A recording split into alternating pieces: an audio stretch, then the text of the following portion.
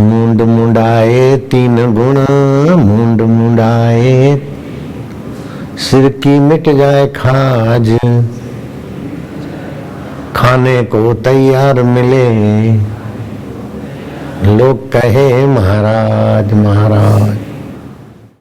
एक संत थे सुंदरदास जी महाराज, एकांत साधन भजन करके बद्रीनाथ के पट खुले थे। बोले चलो बद्रीनाथ जी की मुलाकात करेंगे। अब वहाँ तो सीजन चल पड़ी थी। बद्रीनाथ आए, किसी दुकानदार के नजदीक उन्होंने जो ही अपना झोली झंडा रखा तो दुकानदार ने देखा कि बाबा तो धुनी लगाएंगे, मेरे ग्राहकी पर असर पड़ेगा।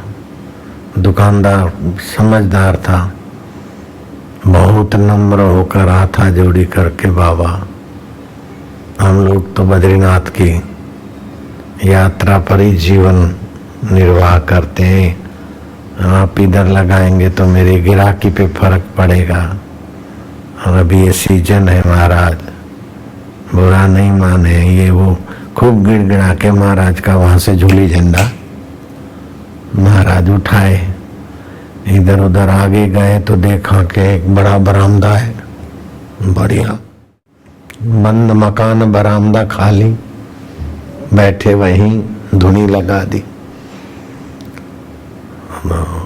महाराज सुंदरदास का प्रभाव, लोग देखे, संत आए, बाबा क्या लाए, फल ले आए, आटा दाल लाए, क्या पाओगे? बोले नहीं, जरा धुनी के लिए लकड़ी ले आओ। तो वहाँ के लोगों ने लकड़ी कटे की, धुआं जला।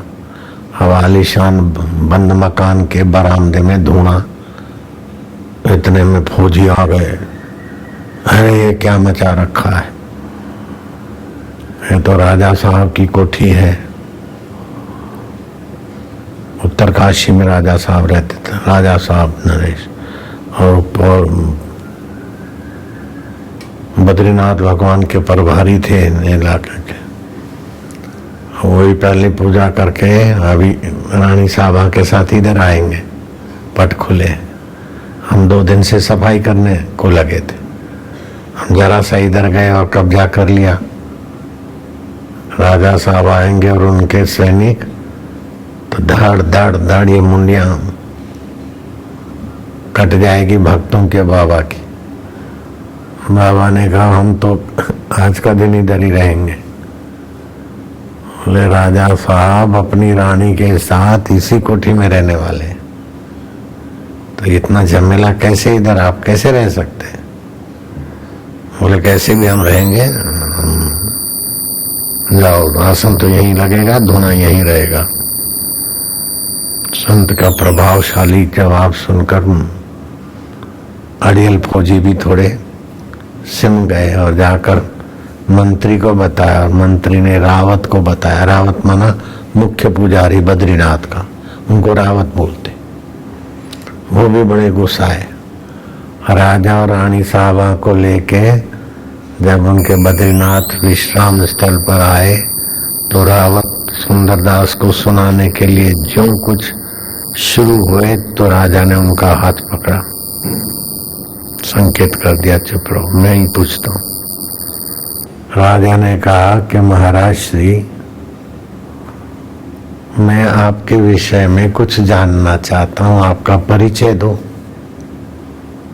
सुंदरदास ने ऊंची नजर करके कहा कि मेरा परिचय, तुम खुद ही तो बोल रहे हो महाराज हूं, तुम राजा है और मैं महाराज हूं।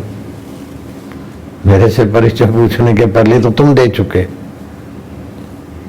क्यों व्यर्थ का परिश्रम करते हो? बोले आप महाराज हैं तो मेरे पास सेना है,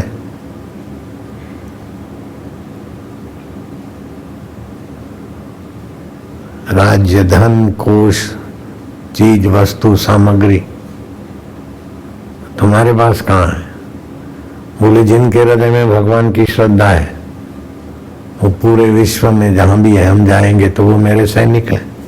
अभी भी ये सैनिक आ गए, मैं तो अकेला आया था, कोई लकड़ी ले आया, कोई कुछ किया, कोई कुछ किया, सब हो गया ना। बात रही ऐश्वर्य की, तो तुम्हारे पास तो खाली इतना से राज्य का ऐश्वर्य है। मेरे पास तो सारी पृथ्वी, सारा आसमान, सारी प्रकृति, जो ईश्वर का ऐश्वर्य है। ईश्वर का आत्मा, मेरा आत्मा एक हो गया, तो मेरा तो सारा ऐश्वर्य है। इंद्रलोक का ऐश्वर्य, ब्रह्मलोक का ऐश्वर्य। तुम्हारा ऐश्वर्य तो राज की सीमा में है, हमारा ऐश्वर्य तो ईश्वर के ऐश्वर्य के साथ हमने अपना एक लोटा पानी समुद्र में डाल दिया। समुद्र ने कहा मैं तुम्हारा हूँ, बात पूरी हो गई। ईश्वर ने कहा मैं तुम्हारा हूँ, तुम मेरे हो। तो फिर ईश्वर का ऐश्वर्य से बढ़कर किसी राजा का ऐश्वर्य हो सकता है क्या?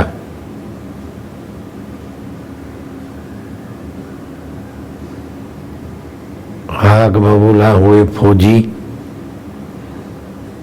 रावत साहब और ये वो सब देखते रह गए।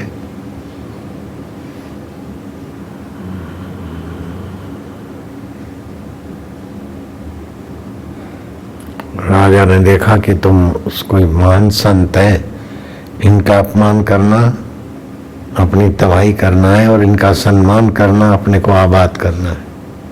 राजा प्रणाम करके बैठा।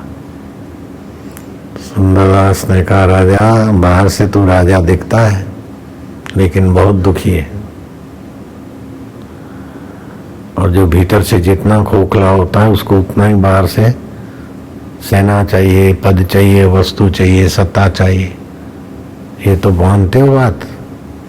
जितना भीतर से वो खाली होता है उतना ही बाहर की आवश्यकता होती है उसको। भीतर से कंगले लोगों के पास ही बाहर की संपदा की वासनाएं होती। राजा बुद्धिमान तो था, बोले सत्यवचन महाराज, बोले आप बहुत दुखी रहते हैं क्योंकि आपकी रानी साहबा को वायु प्रकोप और गठिया है, रात को नींद नहीं आती, कहराती है और संतान भी नहीं हो रही है। उसकी पीड़ा तुमको सता रही है, आपको भी नींद खुल जाती है। 11 से 3 के बीच जो भोग विलास के लिए नींद खोलते हैं तो फिर उनकी नींद खुलने की बीमारी लग जाती है। 3 बजे तक की नींद खोलना बीमारी को बुलाना है, अनिद्रा की बीमारी को। ये मैंने मिलाया है, सुंदरदास जी ने ये नहीं कहा है। आपको निद्रा की भी तकलीफ है, रानी को बीमारी के कारण अनिद्रा है, आपको पुत्र संतान और किसी कारण से अनिद्रा है। बोलो बाहर से देखते हो बड़े राजा, लेकिन दुखी लोग ज्यादा, जो राजे महाराजे ज्यादा दुखी हैं, ज्यादा धनवान ज्यादा दुखी। राजा टप टप आंसू बहा लगा, महाराज के चरणों में मत्था टेका कि महाराज सच कहा आपने, बहुत दुखी हूं, मेरे जैसा दुखी शायद इधर कोई हो।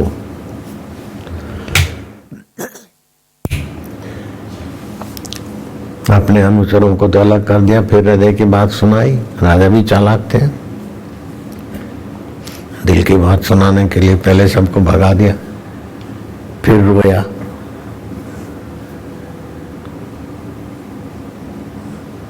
महाराज ने चिमटा भर के धूनी में से राख दे दी, बोले तुम और रानी खा लो, रानी को बीमारी ठीक हो जाएगी, है तो राख, बीमारी ठीक हो जाएगी, और तुमको 2 साल के बाद संतान आएगी। दूसरे दिन महाराज सुबह, एक दिन रहना है तो रहे, दूसरे दिन गए तो गए। रावत इंतजार करा, खोजा, महाराज तो मिले नहीं।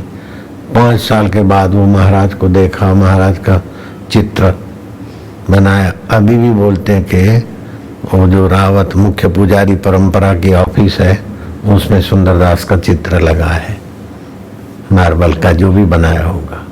कहने का मतलब है कि तुम्हारा आत्मा ही राजाओं का राजा है।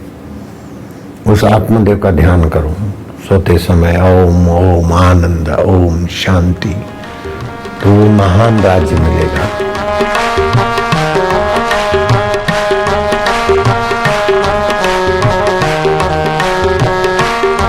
आनंद देवा,